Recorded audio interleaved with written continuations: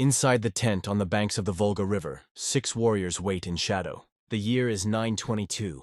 The girl entering knows what comes next because she has watched this ceremony before, though never from this position. Her name is Sigrid, though the Arab chronicler watching through the tent fabric will never record it. He will write only that she was young, that she had served the dead chieftain, that she had volunteered to follow him into the afterlife. The 3rd warrior has just finished. The 4th approaches. Sigrid speaks in broken Norse words she learned during 2 years of captivity since her Slavic village burned. "I see my master," she says to no one, to everyone, to the old woman they call the Angel of Death who stands in the corner heating a blade over coals. "He calls me to his hall." The 4th warrior does not care about her visions, neither does the 5th. By the time the 6th is done, Sigrid no longer speaks of seeing anything. The Angel of Death approaches with the rope and the blade. One for strangling, one for certainty. The crowd outside begins singing louder to cover any sounds that might escape the tent. In 10 minutes, Sigrid will burn on the funeral ship beside the chieftain who owned her. She will be smoke and memory and nothing. But Sigrid was lucky. She knew when her suffering would end. She could count the minutes until release. Most captured women entered a system designed to make them pray for death that would never come. What the Vikings created was not simple slavery, but an architecture of female suffering so elaborate that Arab chroniclers, Byzantine historians, and European monks all agreed they had witnessed something unprecedented in human cruelty. This is the story they tried to forget. But before diving into the darkest parts of Norse civilizations, if you enjoy learning about the hidden truths of history, consider hitting that like button and subscribing for more content like this, and please comment below to let me know where you're listening from. Sister Aldred pressed herself deeper into the grain storage as Norse voices grew closer. June 8, 793, the holy island of Lindisfarne off the coast of Northumbria. An hour ago she had been copying manuscripts in the scriptorium. Now she crouched in darkness, grain dust filling her lungs, listening to sounds she had never imagined inside monastery walls. Through cracks in the wooden storage building, she watched warriors sorting the captured. Her friend Bridget was dragged by her hair toward the beach where strange ships waited. Bridget had been beautiful with auburn hair that caught sunlight during morning prayers. That beauty had become her curse. The Vikings separated women into groups with the efficiency of farmers sorting livestock.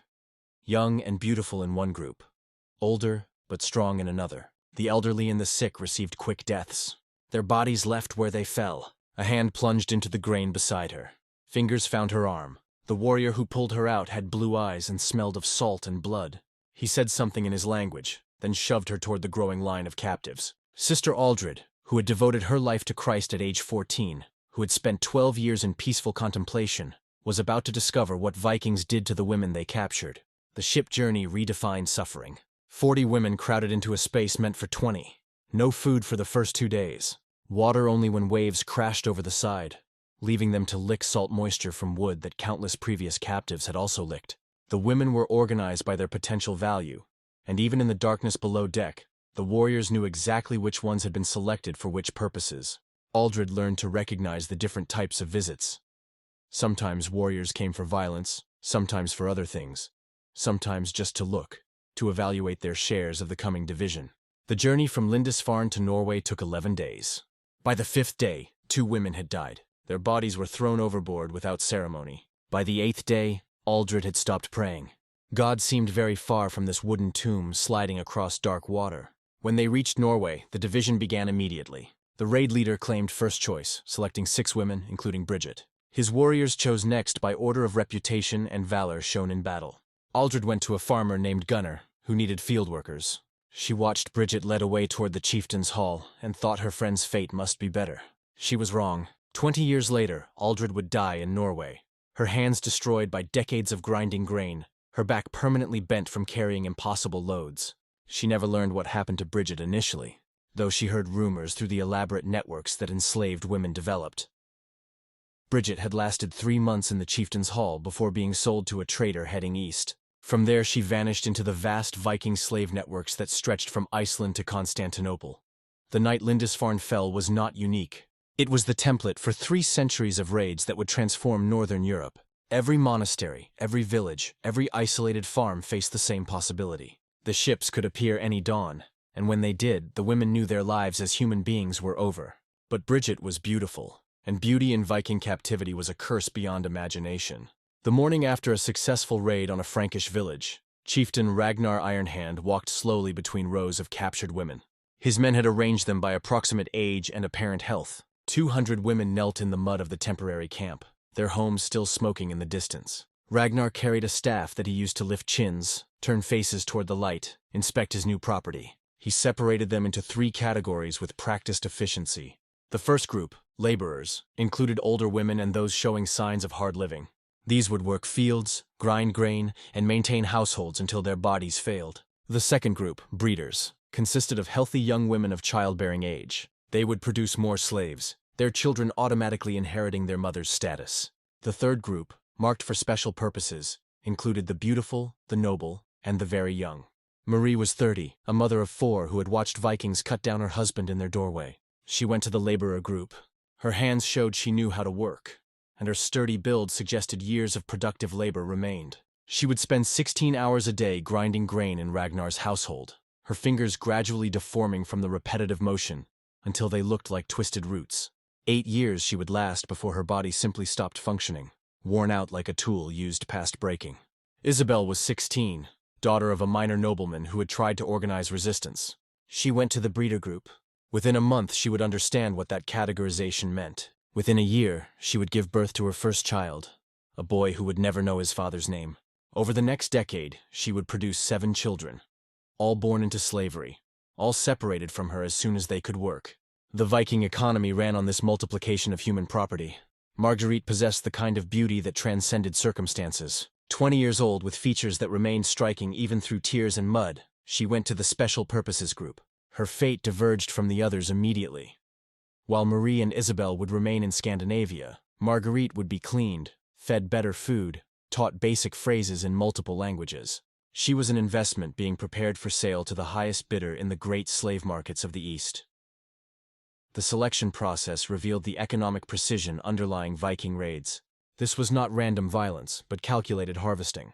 Each category of woman had specific market values and designated purposes within the elaborate machinery of Norse slavery. The Vikings had industrialized human suffering with an efficiency that would not be matched until the Atlantic slave trade 7 centuries later.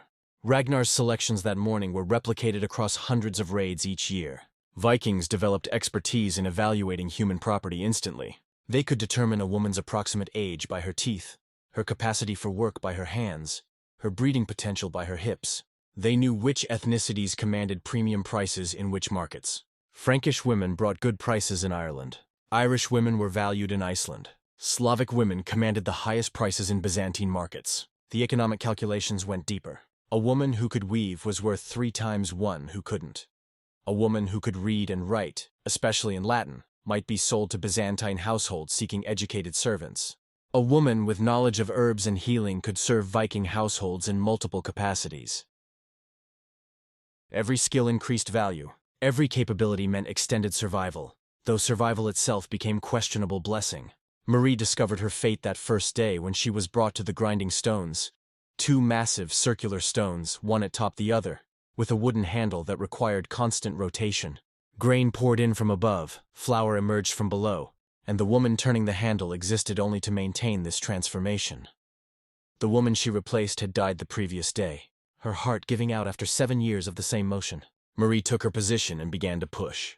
The stones were heavy. The work was endless. Her hands started bleeding within hours. Isabel learned her designation's meaning when she was brought to a separate building where other young women lived.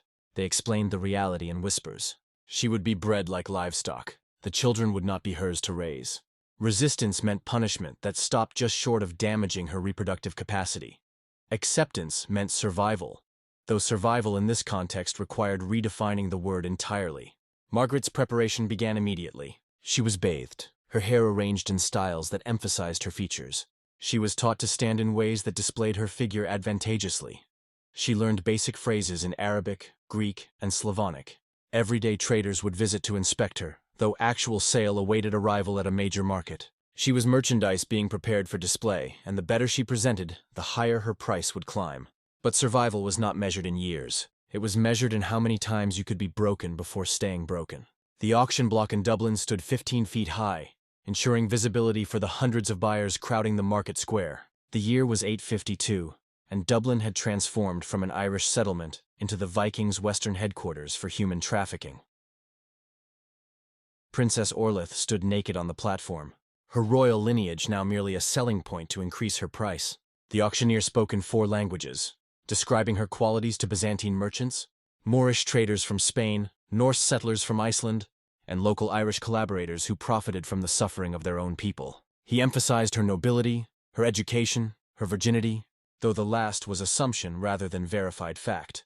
Verification would lower the price by suggesting damage to the merchandise. Bidding started at 12 marks of silver. A Byzantine merchant raised it to 15, knowing that an Irish princess would command attention in Constantinople slave markets. An Icelandic settler countered with 18, needing women for his expanding household. The final price reached 24 marks, paid by a trader who specialized in moving high-value women along the eastern routes. Orla would travel through Sweden down Russian rivers and eventually reach Baghdad, where her white skin and red hair would make her an exotic curiosity in some wealthy merchant's household. But Orla's sale was just one transaction in a market that processed thousands of women monthly. Dublin's slave infrastructure rivaled Rome's ancient markets in scale and exceeded them in efficiency. Holding pens could maintain 500 women at a time. Feeding stations provided minimal sustenance to preserve value without excessive cost. Medical inspectors ensured that sick women were isolated to prevent epidemics that might destroy inventory. The Welsh girl called Branwen had been sold 16 times in 2 years. Each sale moved her farther from home through different Viking settlements where she served briefly before being resold. The constant movement was deliberate. Women who stayed in one place too long might develop connections, might organize resistance, might become human to their owners. The trade kept them in motion, perpetually displaced, forever foreign. In the holding pens, a Pictish woman gave birth on straw that hadn't been changed in weeks. The baby would be raised to slavery if it survived, though infant mortality in the pens exceeded 60%. The mother would be given 3 days to recover before returning to the auction block. Her recent pregnancy advertised as proof of fertility. Buyers appreciated confirmation that their investments could multiply themselves. A Frankish noblewoman named Elisenda attempted to buy her own freedom, offering information about hidden gold in her family's estates. The traders listened to her information, sent men to retrieve the gold, then sold her anyway. The concept of honor in dealings with slaves was considered absurd. They were property, and property could not make deals. The price variations revealed the precise commodification of female humanity. A virgin between 14 and 18 might bring 20 marks. The same woman, no longer virgin, dropped to 12 marks. A woman over 25 brought 8 marks if she showed no specialized skills. A woman over 35 brought 4 marks unless she possessed exceptional abilities. A pregnant woman might bring 15 marks with the understanding that she carried potential additional property. Skills created premium categories. A woman who could illuminate manuscripts might bring 30 marks from monasteries seeking to continue their work despite lacking trained monks. A woman with medical knowledge might bring 40 marks from settlements needing healers. Musical ability, particularly singing, could double a woman's value for wealthy households seeking entertainment. 3 ships arrived weekly during trading season, each carrying 30 to 60 women gathered from raids across the Christian world. The logistics required extraordinary coordination, food and water for the journey, security to prevent escapes, medical knowledge to minimize losses, and extensive networks to identify buyers.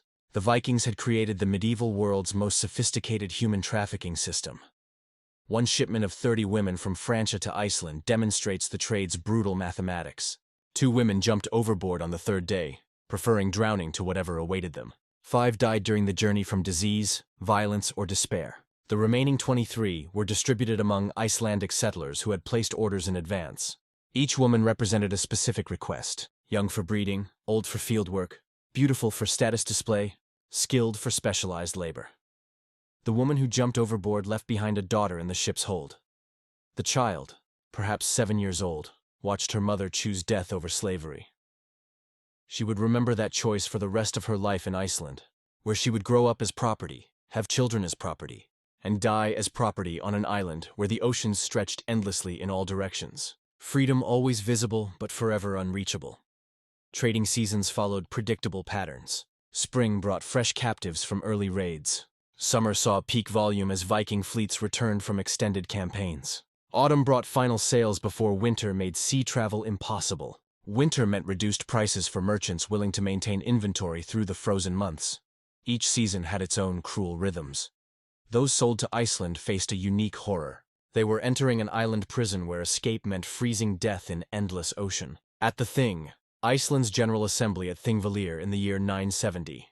The law speaker stood on the rock platform and recited from memory the section of Gragas law concerning female thralls. His voice carried across the gathered crowd as he spoke words that had been refined over generations to completely erase female humanity. Within legal frameworks, a thrall woman's body belongs entirely to her master. She cannot refuse any use of her person. Her children belong to her master. She cannot own property. She cannot bear witness. She cannot seek compensation for any harm. She exists outside law except as her master's possession. These were not abstractions, but daily realities for thousands of women across the Norse world. The law created a state of living death where women existed physically, but had no legal existence as persons. They were animate property, breathing objects, conscious possessions with no more rights than furniture or livestock. The case being tried that day illustrated the system perfectly. Thorstein Redbeard had killed his neighbor's female thrall named Asa during a dispute over field boundaries. The dead woman had been caught in the middle when Thorstein struck at his neighbor with an axe. The legal question was not murder, but property damage. The judgment required Thorstein to pay her replacement value, 8 marks of silver for a woman of approximately 20 years who could weave. No additional punishment, no consideration of the life ended, simply a commercial transaction to compensate for destroyed property. Asa had been captured in Ireland 5 years earlier. She had learned Norse, adapted to Iceland's harsh climate, and developed exceptional skill in weaving that made her valuable to her owner. She had even borne 2 children who now served in the same household. None of this mattered legally. Her death was recorded in the same manner as the loss of sheep in a storm. Regrettable destruction of assets requiring financial compensation. The Gragas laws went further in their dehumanization. A fascinating provision called the morning gift tradition allowed masters to lend female thralls to guests as hospitality gestures. Refusing such use was not legally possible. The woman became a temporary gift passed between men like cups of mead. Any children resulting from such arrangements automatically became the property of the woman's owner, regardless of the father's status. Ragnhild experienced this system when her master hosted a gathering of 5 chieftains to discuss a raiding alliance. For a week, she was passed among the guests nightly. By the meeting's end, she was pregnant. 9 months later, she gave birth to a son whose father could have been any of 6 men.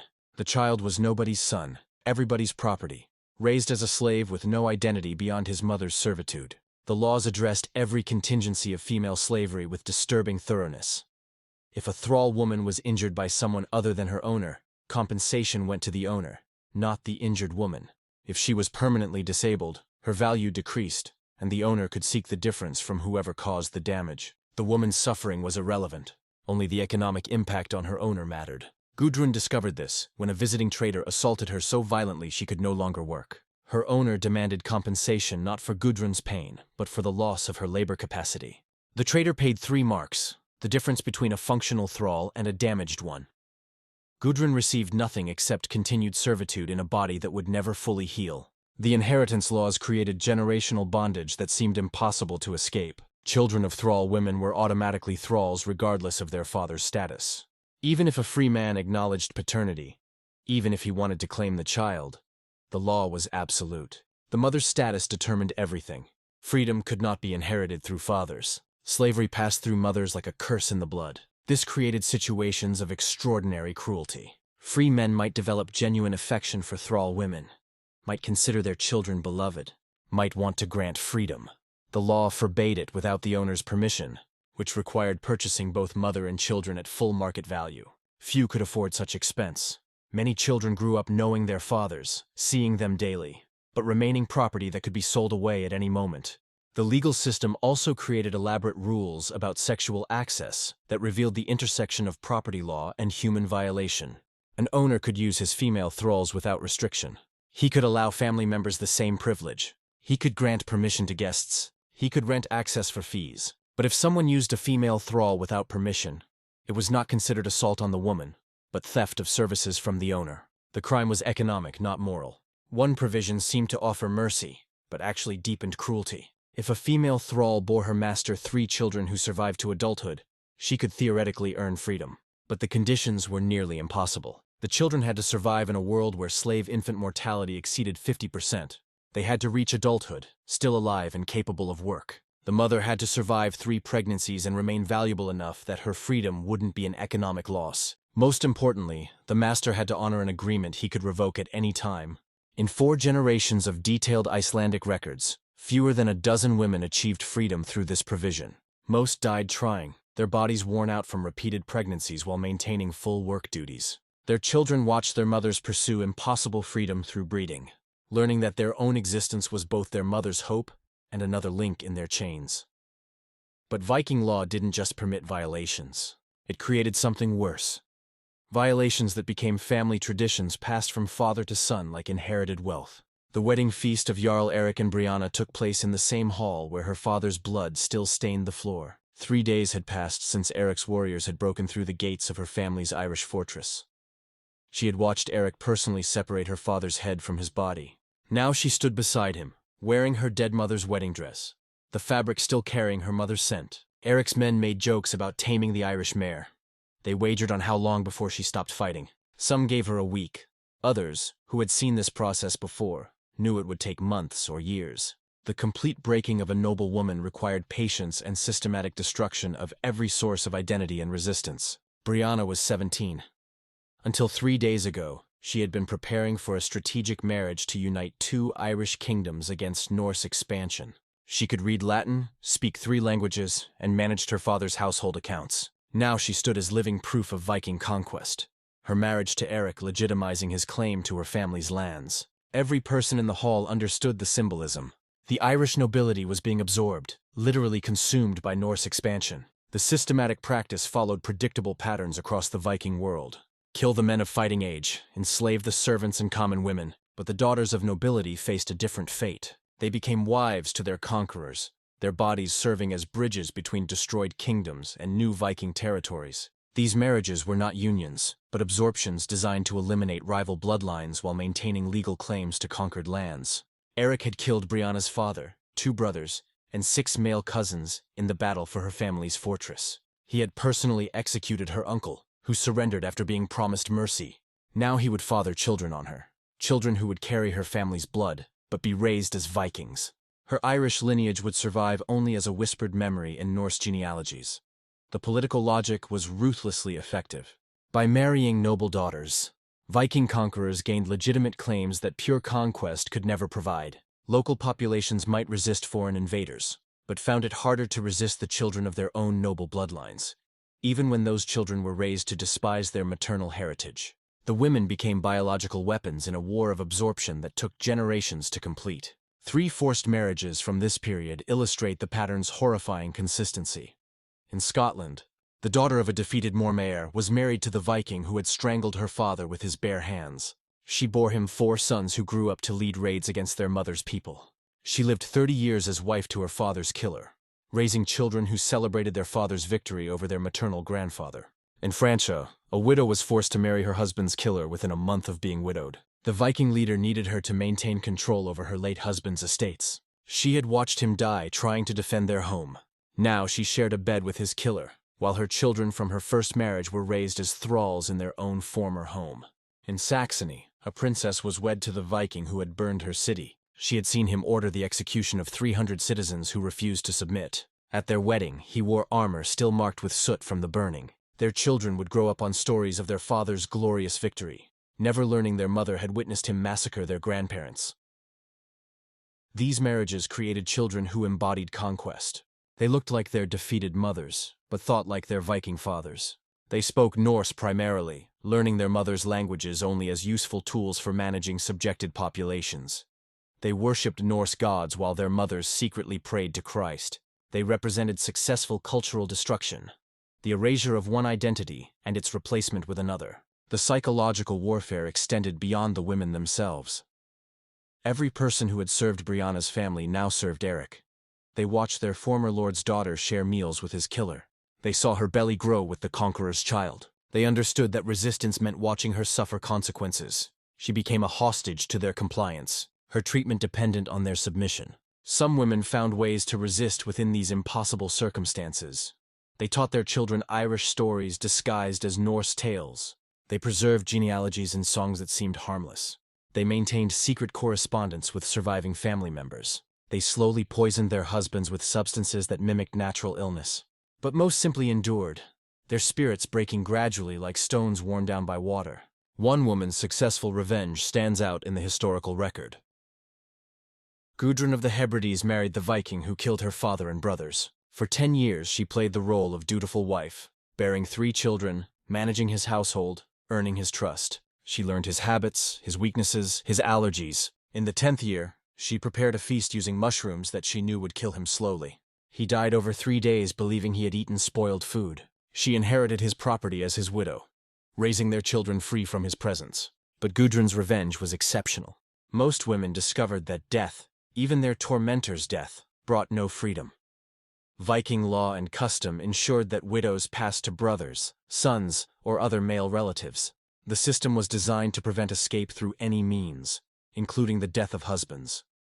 These forced marriages created genealogical tangles that persist in DNA studies today. Modern Icelandic genetic research reveals that while the male lineage is predominantly Norse, the female lineage is heavily Celtic, primarily Irish and Scottish. These statistics represent thousands of Briannas, women whose bodies became the vessels through which Viking expansion achieved permanent genetic conquest. Death was her escape. Most women discovered there were fates designed to make even death impossible. The funeral preparation began 10 days before the chieftain's body would burn. On the banks of the Volga River, the Rus Vikings prepared for a ceremony that would demonstrate their wealth, power, and complete dominion over life and death. The Arab chronicler Ibn Fadlan watched every detail, recording what he could bear to write, while implying horrors his ink refused to describe. The selection of the girl happened first. The chieftain's female slaves were gathered and asked who would follow their master into the afterlife. The word asked requires examination.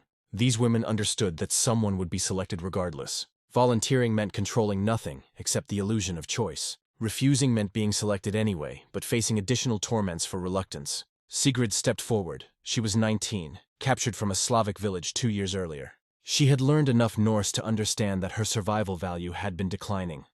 Younger slaves had arrived. Her skills were common. Her beauty was fading under harsh treatment. Volunteering for death might have seemed like choosing her exit before worse fates arrived. Once selected, Sigrid entered a strange suspended state between life and death. For 10 days, she would be treated as someone sacred and doomed simultaneously. She was given better food, strong drink that kept her intoxicated but conscious, new clothes that marked her as chosen for divine purpose. She was guarded constantly, never alone, never allowed the possibility of escape or self-harm that might disrupt the ceremony. Days 1 through 3 established the rhythm. Each morning, Sigrid was lifted onto a platform where she proclaimed seeing into the afterlife. "I see my master," she would call out, though her master's body lay preserved in a temporary shelter. "He summons me to his hall." The crowd would cheer these visions, interpreting them as confirmation that their chieftain awaited in Valhalla. The strong drink was crucial. It had to maintain Sigrid in a state where she could perform required functions, but couldn't fully grasp what was happening. The mixture, according to Norse sources, included fermented honey, herbs that caused mild hallucinations, and substances that prevented complete unconsciousness. She floated through the days in artificial euphoria, present but not entirely there. Days 4 through 6 introduced the warriors. Each night, different men from the chieftain's inner circle would visit Sigrid's tent. This was presented as honor, these warriors sending messages to their dead leader through the woman who would soon join him. Ibn Fadlan describes the singing that accompanied these visits, loud enough to cover other sounds. He notes that 6 warriors participated over 3 nights, though his account becomes deliberately vague about specifics. What Ibn Fadlan implied, but wouldn't describe directly, can be understood through parallel accounts from other sources. The Byzantine chronicler Constantine Porphyrogenitus described similar ceremonies where the doomed woman became a vessel for the living to communicate with the dead through physical acts. The Frankish chronicler Adam of Bremen wrote about Swedish ceremonies where the sacrifice included shameful uses before death. Days 7 to 9 focused on preparation of the physical elements. The funeral ship was dragged ashore and filled with goods the chieftain would need in the afterlife. Weapons, gold, horses, dogs, and finally the preserved body itself. A tent was erected on the ship's deck where the final ceremony would occur. Sigrid watched these preparations, understanding that each addition to the ship brought her death closer. The old woman, called the Angel of Death, appeared on day 7.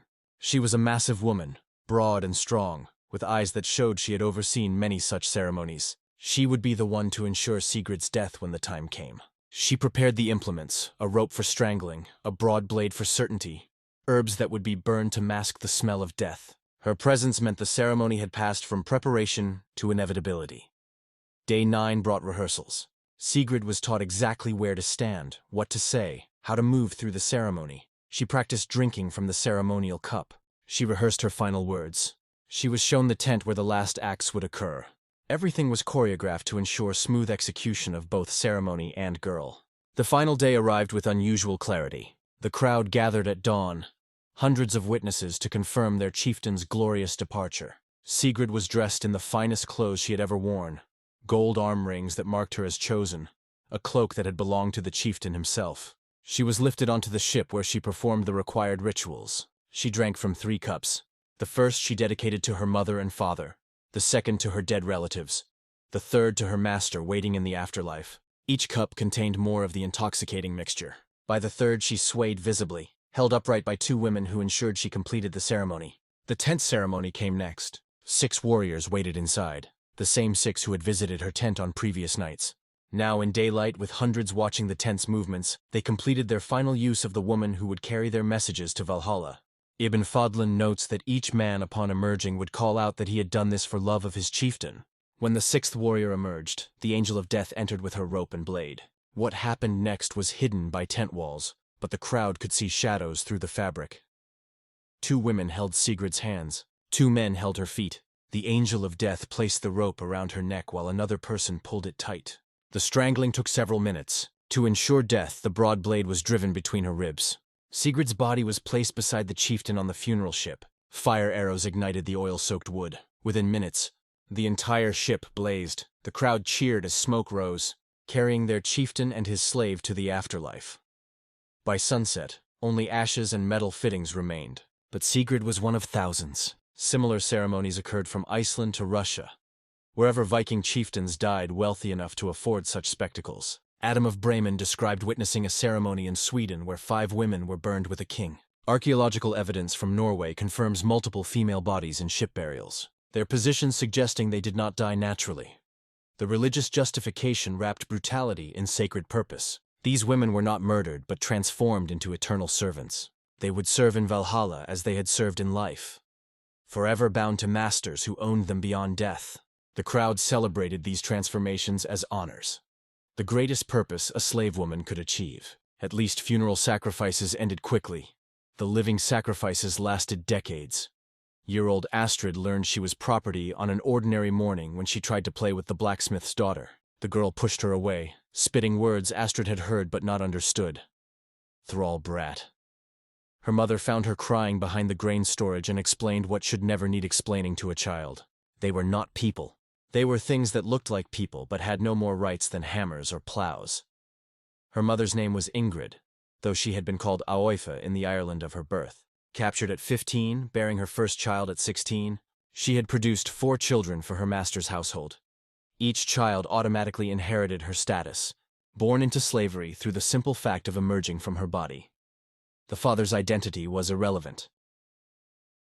They had learned over the journey to move in rhythm, to anticipate each other's steps, to become a single creature with 50 heads and 100 legs. The sorting began immediately. Women were separated by ethnicity, age, and apparent health. Irish women went to one pen, Frankish to another, Slavic to a third. The segregation was practical. Different ethnic groups commanded different prices in different markets. Slavic women brought premium prices in southern markets. Irish women were preferred in Iceland. Frankish women commanded high prices from Byzantine traders. Within ethnic divisions came age sorting. Girls under 14 in one group, women 14 to 25 in another, 25 to 35 in a third, older women in a fourth. Each age range had specific market values and destinations. The youngest might be raised in households to be perfectly trained. The prime age women faced immediate sale for maximum value. Older women went to agricultural operations where their remaining labor could be extracted before disposal. The inspection process stripped away any remaining dignity. Buyers examined teeth to estimate age and health. They felt muscles to assess work capacity. They checked for pregnancy, disease, or injuries that might affect value. Women stood naked in lines while strangers evaluated them like livestock, discussing their bodies as merchandise. One coffle of 50 women demonstrates the trade's brutal logistics. They began their journey in Dublin, bound for Baghdad. The ship journey to Denmark took 5 days. 12 women were sold at Hedeby. The remaining 38 continued overland through Slavic territories. At each major trading post, a few more were sold or traded for supplies. By the time they reached Kiev, 23 remained. The river journey south claimed 3 more to disease. 20 reached Constantinople. Only 12 of the original 50 arrived in Baghdad. Each stage of the journey brought new horrors. Different crews of guards with different appetites. Different languages meaning inability to communicate needs or understand commands. Different climates requiring adaptation while chained and underfed. The women who survived to final destinations had endured transformations that left them barely recognizable as the people who had begun the journey. Specialized markets developed for specific types of women.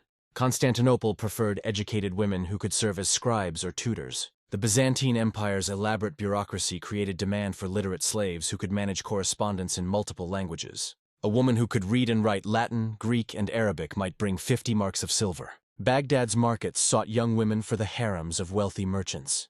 Beauty standards were precise and culturally specific. Pale skin, red or blonde hair, blue eyes, features that seemed exotic in the Islamic world. These women faced particular fates, disappearing into private households where they might live decades without ever being seen by anyone except their owners and other slaves. Iceland's market demanded strong women capable of agricultural labor and textile production.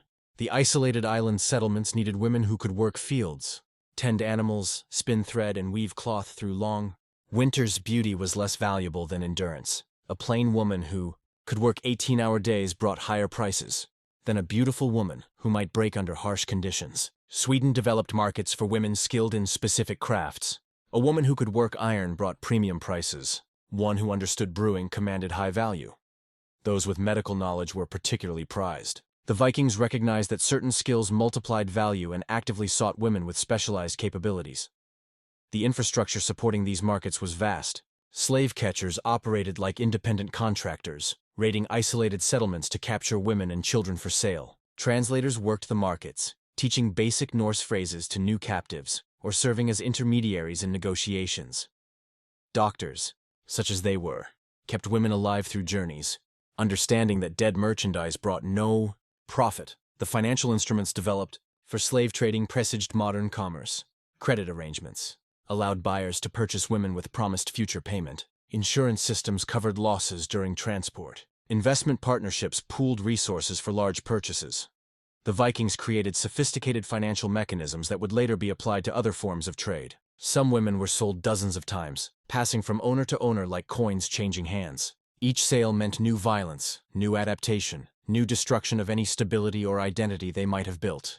The constant movement was often deliberate, preventing women from forming connections or organizing resistance. A Welsh woman named Gwen was sold 17 times over 4 years. Each sale moved her farther from home, first to Ireland, then to Norway, then to Iceland, then to Greenland.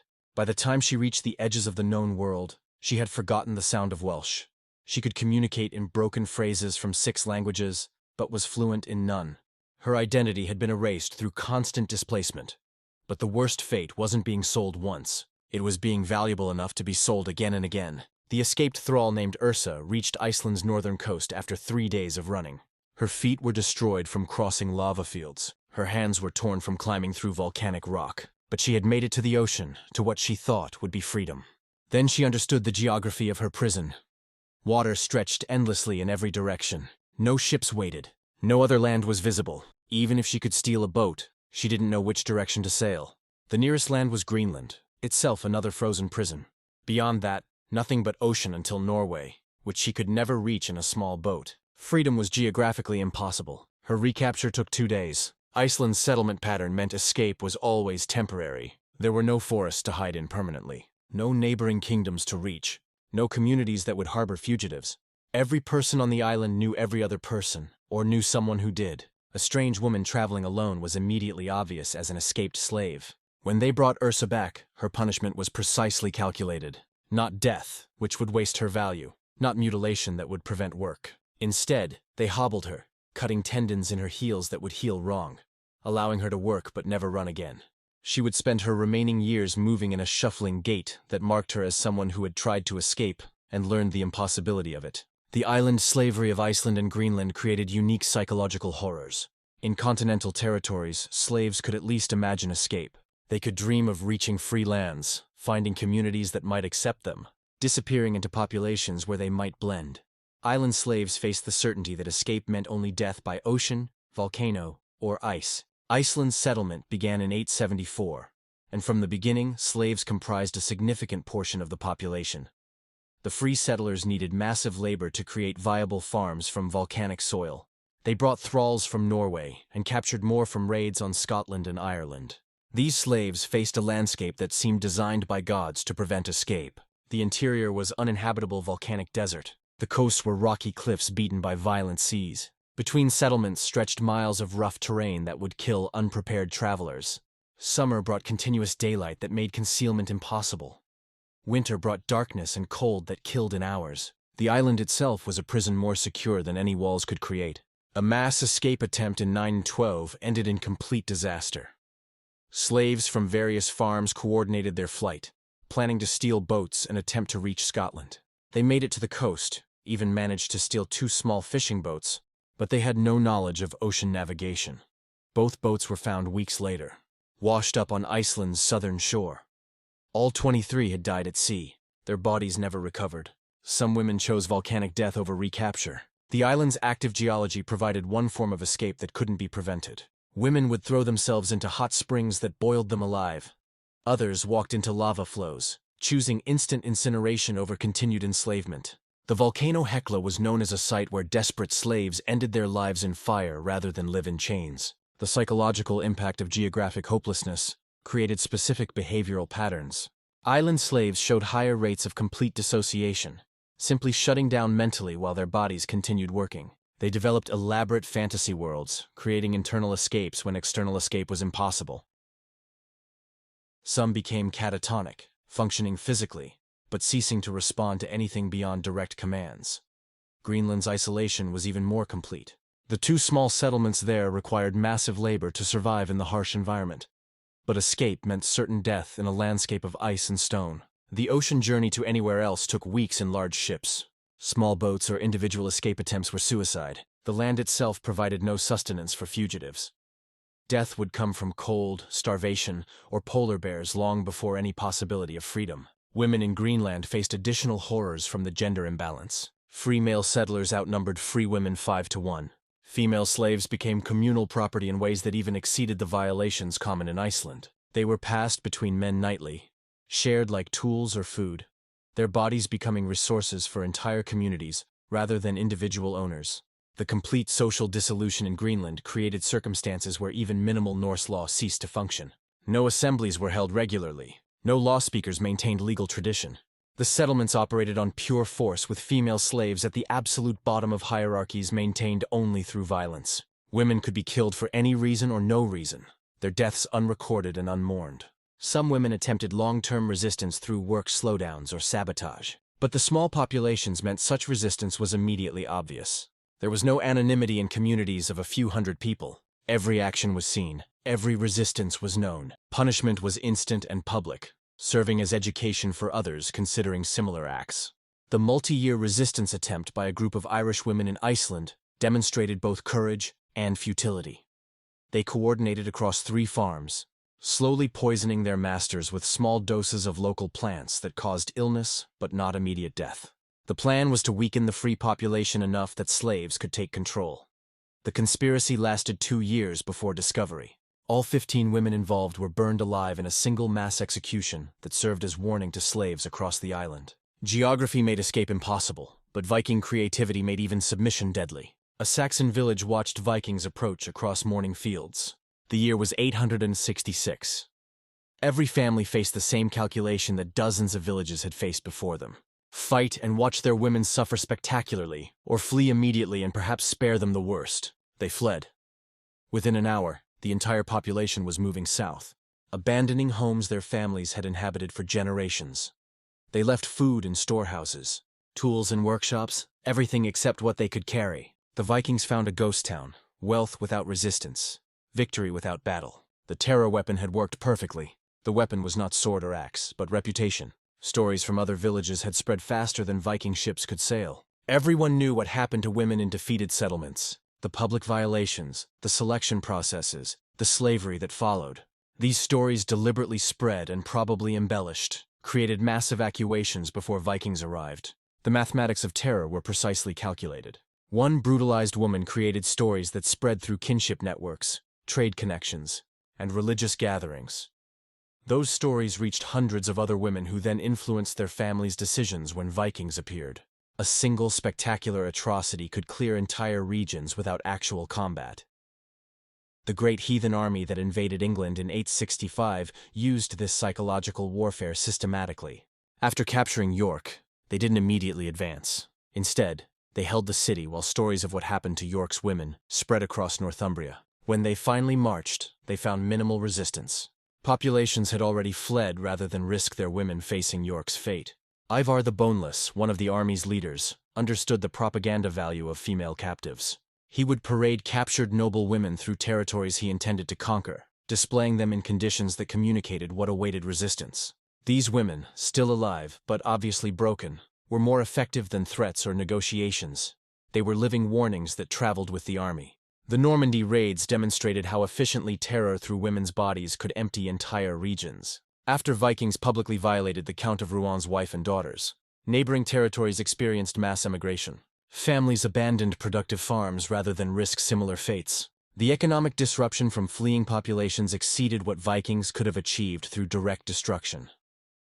Chronicles from the period describe the speed of terror transmission. A monastery attacked on Monday would generate stories reaching settlements 50 miles away by Thursday. Families would be moving by Friday. By the following Monday, Vikings would find abandoned villages ready for easy plunder. The efficiency exceeded any military campaign dependent on actual combat. The deliberate strategies included timing attacks for maximum psychological impact. Raiders would strike during harvest festivals when communities gathered, ensuring maximum witnesses to atrocities. They would target religious celebrations, violating women in churches to combine spiritual and physical horror. They would choose market days when traders would carry stories to distant communities. Forcing male relatives to watch was standard practice. Husbands watched wives violated.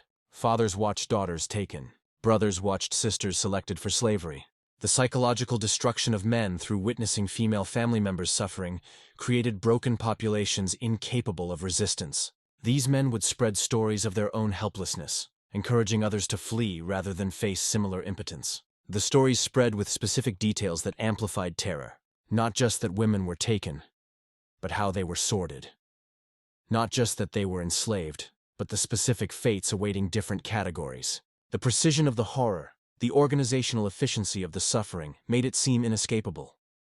Resistance appeared futile when the enemy had industrialized brutality. Some Saxon chronicles suggest that Vikings deliberately released certain captives to spread stories. Women who had witnessed but not experienced the worst violations were freed to carry warnings to other settlements. They became unwitting propaganda tools, their testimony more credible than Viking threats because they had seen the reality. The multiplication effect meant that Vikings could conquer through reputation more than combat. For every settlement actually attacked, 3 others might evacuate based on stories. For every woman actually enslaved, dozens of others would flee potential enslavement. The terror weapon turned Viking raids from local disasters into regional evacuations. The economic benefits were substantial. Abandoned settlements could be plundered without resistance. Fleeing populations left behind everything too heavy to carry. Vikings gained wealth without risking warriors in combat. The psychological warfare made conquest profitable with minimal actual fighting. Religious communities were particularly vulnerable to terror tactics. Monasteries and convents that received refugees would hear detailed accounts of atrocities. These stories would be recorded in chronicles spreading through religious networks that reached across kingdoms. A single attack on a religious community could generate terror throughout entire Christian networks. But some women found ways to resist that terrified even Vikings. The midnight poisoning in Jarl Hakon's hall left 12 warriors dead at dawn. They were discovered in grotesque positions, foam dried on their lips, their faces frozen in final agony. The Irish thrall Deirdre stood among the bodies, making no attempt to hide or escape. When they seized her, she said simply, "Worth it." She had been captured 3 years earlier when Vikings raided her family's farm near Cork. She had watched them kill her husband and eldest son. Her younger children had been taken for slavery, dispersed to different settlements. She had been brought to Hakon's hall as a brewing specialist, her knowledge of herbs and fermentation making her valuable for producing mead. That same knowledge had provided her weapon. She knew which mushrooms common in Norwegian forests would cause devastating death if prepared correctly. She had been gathering them for months, drying them, grinding them into powder indistinguishable from common spices. She waited for the victory celebration when the warriors would drink heavily when one more ingredient in the mead would go unnoticed. Her execution took 3 days. They broke her on the wheel, taking special care to prolong her suffering. But witnesses noted she never screamed, never begged, never showed regret. She spoke only once more, asking if all 12 were dead. When told yes, she smiled. That smile haunted the survivors more than her victims' deaths. Deirdre was not unique. Across the Viking world, enslaved women found ways to resist that ranged from subtle sabotage to spectacular violence. Most paid with their lives, but their resistance, however futile it seemed, created complications for Viking slavery systems that required constant vigilance against the very women they had subjugated. Poison was the most common tool of resistance. Women who prepared food had access to kitchens, gardens, and brewing supplies. They learned which local plants caused illness versus death. Some engaged in slow poisoning that appeared to be natural disease. Others, like Deirdre, chose mass casualty events that sent messages even though they guaranteed their own deaths. A Welsh woman named Sarah killed 3 masters over 5 years before being caught. Each death appeared natural. The first seemed to die of food poisoning, the second of a wasting disease, the third of sudden heart failure. Only when the 4th master grew suspicious and had his food tested did they discover she had been using small doses of mercury available from metalwork to slowly poison each owner. Her knowledge came from her father, who had been a healer before Vikings killed him. Arson provided another avenue for resistance. A Frankish group of thralls coordinated the burning of Hedeby's slave market in 943. They had gathered lamp oil slowly, hiding it in various locations. On a night when strong winds blew from the west, they set fires simultaneously at 6 points around the market. The conflagration destroyed not just the slave pens, but significant portions of the trading post. 7 of the 20 women involved died in the flames they set, choosing immolation over recapture. Infanticide, devastating to mothers but seen as mercy compared to condemning children to slavery, occurred regularly. Women would smother newborns, or abandon them in forests, choosing grief over watching another generation enslaved. Norse law treated this as property destruction, but no punishment could be worse than what drove mothers to kill their own children. Information warfare became a subtle but effective resistance. Women who learned Norse could spy on their masters, passing intelligence to other slaves or even to enemies of their captors. A Saxon woman named Elfwin spent 7 years pretending to understand less Norse than she actually knew, gathering information that she eventually passed to English forces planning resistance against Viking expansion. Some women seduced Viking men specifically to kill them. They would earn trust through apparent submission, gain access to private spaces, then strike when victims were most vulnerable. A Slavic woman named Ruja killed 5 Viking leaders over 3 years by becoming their concubine, waiting until they trusted her completely, then cutting their throats while they slept. Suicide pacts among captured women prevented Vikings from obtaining expected value from raids. Entire groups would agree to kill themselves rather than serve as slaves. Mass drownings, deliberate starvation, or collective poisonings would destroy the economic value of raids. Vikings sometimes found themselves with ships full of corpses rather than valuable slaves. Religious resistance took forms Vikings found particularly disturbing. Christian women would engage in extreme fasting that destroyed their health and value. They would deliberately disfigure themselves to reduce their worth. Some would enter catatonic states through intensive prayer, becoming living corpses that couldn't work or serve any purpose. Physical resistance, though usually futile, occasionally succeeded. A group of Irish women overpowered their guards during transport, killed them with their own weapons, and sailed the ship back to Ireland. Most couldn't navigate and died at sea, but 3 ships are recorded as having been successfully returned by escaped slaves who had learned basic sailing from watching their captors. Long-term resistance through cultural preservation also threatened Viking domination. Women would secretly teach their children Christianity, Irish law, Saxon customs, or other traditions from their homelands. They maintained languages Vikings had tried to erase. They preserved genealogies that Vikings wanted forgotten. This cultural resistance created identity conflicts in children who were supposed to be fully assimilated Vikings. The price for any resistance was severe. The blood eagle execution, where ribs were broken outward to resemble wings and lungs pulled out to flutter like wings, was sometimes used for women who had killed masters. Mass executions of uninvolved slaves would follow individual acts of resistance, creating pressure within slave communities against rebellion. But resistance continued because for many women, death with defiance seemed preferable to life without dignity. Their actions, though usually ending in their own deaths, created constant anxiety among Viking owners. The women they had enslaved and violated became potential threats that could strike at any moment through any meal, any drink, any night when vigilance lapsed. Their defiance is forgotten, but their suffering built an empire. Sigrid stands in the Angel of Death's tent on the Volga River's bank. The sixth warrior has just left. The old woman approaches with rope and blade. In minutes, Sigrid will be smoke rising from a funeral ship. Her last service to a master who owned her living and will own her dead. She represents one of hundreds of thousands whose names were deliberately forgotten, whose suffering was systematically erased, whose humanity was denied so completely that we know them only through their absence. The numbers tell only part of the story.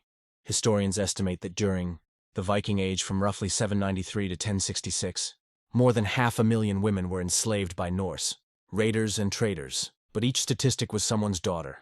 Each sale was a family destroyed. Each casual violation mentioned in sagas was trauma that shaped generations. Modern DNA studies reveal the genetic shadow of this massive forced migration. Iceland's population shows that while 62% of male lineage is Scandinavian, 63% of female lineage is Celtic, primarily Irish and Scottish. These percentages represent systematic abduction on a scale that permanently altered the genetic structure of entire populations. Iceland was literally built on stolen women. The infrastructure Vikings created for processing human females into property presaged later horrors. The markets at Dublin, Hedeby, and Novgorod established templates for human trafficking that would be refined during the Atlantic slave trade. The legal frameworks that erased female humanity provided precedents for other systems of dehumanization. The techniques for breaking resistance through systematic violation became standard in conflicts across centuries. What made Viking slavery particularly horrific was not its scale, though that was vast, not its brutality, though that was extreme. It was the complete normalization of female suffering as economic foundation. The wealth that funded Viking expansion came significantly from trafficking women. The genetic future of Norse settlements depended on forced reproduction by enslaved women. The social structures that maintained Viking society required female slaves as fundamental components. The same Vikings we celebrate as explorers were human traffickers. The same ones we admire as traders dealt primarily in human flesh. The same ones we romanticize as warriors were systematic perpetrators of violence against women. The long ships we see in museums carried enslaved women in their holds. The gold artifacts we admire in exhibitions were purchased with profits from selling Irish girls in Byzantine markets. Every major Viking achievement was built on female suffering. The expeditions that reached North America were funded by slave profits. The trade networks that connected Scandinavia to Asia moved women as primary commodity. The settlements that became modern Nordic nations were populated through forced reproduction by enslaved women. The saga literature that preserves Viking history barely mentions these women except as property. They appear as background figures, holding cups at feasts, working looms, existing only in relation to the men who owned them. Their voices were deliberately excluded from records. Their perspectives were considered unworthy of preservation. Their stories survive only in fragments, in archaeological evidence, in DNA studies that reveal what written records tried to hide. Modern Scandinavia has largely forgotten this history. Museums focus on Viking ships, weapons, and exploration. Tourist attractions celebrate Viking strength and adventure. Popular culture presents Vikings as noble warriors or adventurous explorers. The systematic enslavement and violation of hundreds of thousands of women has been reduced to footnotes in broader narratives of Viking achievement. Dublin stands today as a modern European capital. Its Viking history celebrated in museums and tourist attractions. But from 841 to 1170, it was Europe's largest slave market. The ground beneath its medieval section contains archaeological evidence of slave shackles holding pens and mass graves. The city was literally built on foundations of human trafficking. The women themselves have no memorials. No monuments mark where they suffered. No museums document their experiences. No popular culture remembers their names. They exist only as absences in historical record. Gaps where their voices should have been, silences that speak to systematic erasure of female experience from history. But their DNA persists in millions of living people. Their suffering echoes in generational trauma that shaped cultures. Their resistance, however futile it seemed, demonstrated that human dignity could survive even systematic attempts to destroy it. They were not passive victims, but women who fought, endured, and preserved what they could of identity despite impossible circumstances. Understanding Viking slavery is essential for honest examination of European history. The wealth that kick-started medieval trade came significantly from trafficking women. The genetic structure of Northern European populations was shaped by mass abduction and forced reproduction.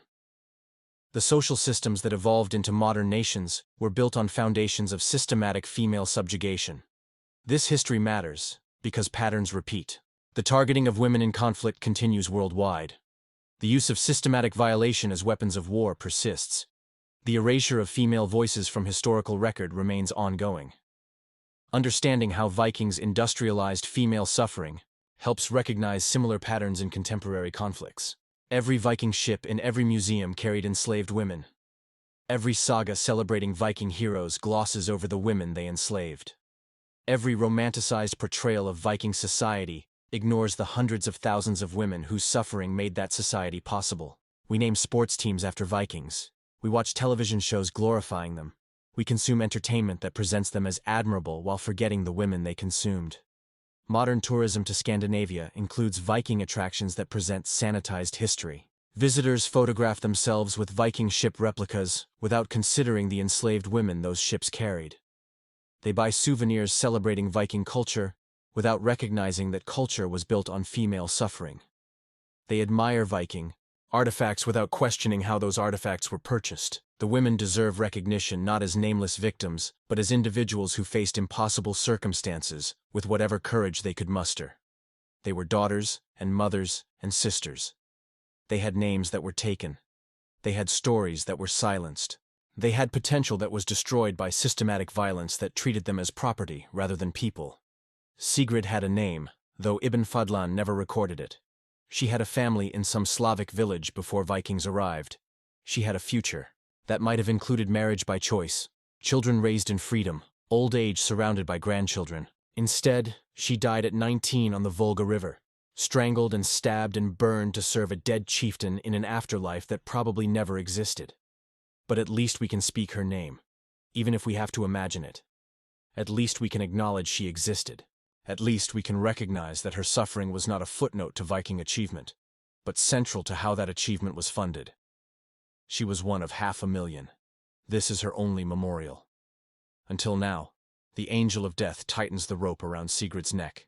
The blade slides between her ribs. The fire consumes the ship, sending smoke across the Volga River toward the eastern sky. Witnesses cheer the chieftain's glorious departure for Valhalla. No one mourns the girl who burns beside him. No one speaks her name. No one records her story. But she existed. They all existed. 500,000 women whose names were deliberately forgotten, whose suffering funded an empire whose bodies built a civilization that celebrated their erasure. They deserve more than silence. They deserve more than footnotes. They deserve recognition that Viking achievement was purchased with their blood, their violation, their enslavement, their lives. The smoke rises from the burning ship carrying Sigrid to whatever comes after life. The crowd disperses, satisfied with the ceremony's success. Tomorrow, Vikings will raid another village, capture another group of women, continue the machinery of human trafficking that funded their civilization. History celebrates the Vikings as explorers and warriors. It forgets the women they destroyed, but DNA remembers. Genetics carries the evidence that saga literature tried to erase. Every person of Northern European descent likely carries genetic markers from both Vikings and their victims, embodying, in their cells, the history that written records tried to forget. The accounting is not complete. It never can be. Too many names were lost. Too many stories were silenced. Too many women disappeared into slavery and death without any record of their existence. But we can acknowledge the pattern. We can recognize the systematic nature of Viking slavery. We can understand that what happened to these women was not accident or excess, but fundamental to how Viking society functioned. Sigrid died in 922. She was approximately 19 years old. She had been enslaved for 2 years. She was one of hundreds of thousands. This is all we know. This is more than most enslaved women received. This is still not enough. But it is a beginning. recognition that they existed, acknowledgement that they suffered, understanding that their suffering was not marginal, but central to Viking society, appreciation that they were not property, but people whose humanity was denied by systems that needed their labor, their bodies, their lives. The fire consumes the ship. The smoke dissipates across the river. The crowd returns to their daily lives. Sigrid becomes nothing but ash and memory. And then not even memory, just one more forgotten woman whose suffering built the Viking Age. She deserved better. They all deserved better.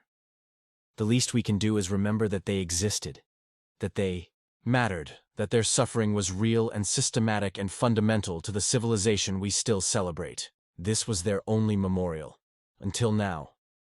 Until we choose to speak their silent names, to recognize their erased existence, to acknowledge that Viking achievement was built on their bodies, their violation, their blood.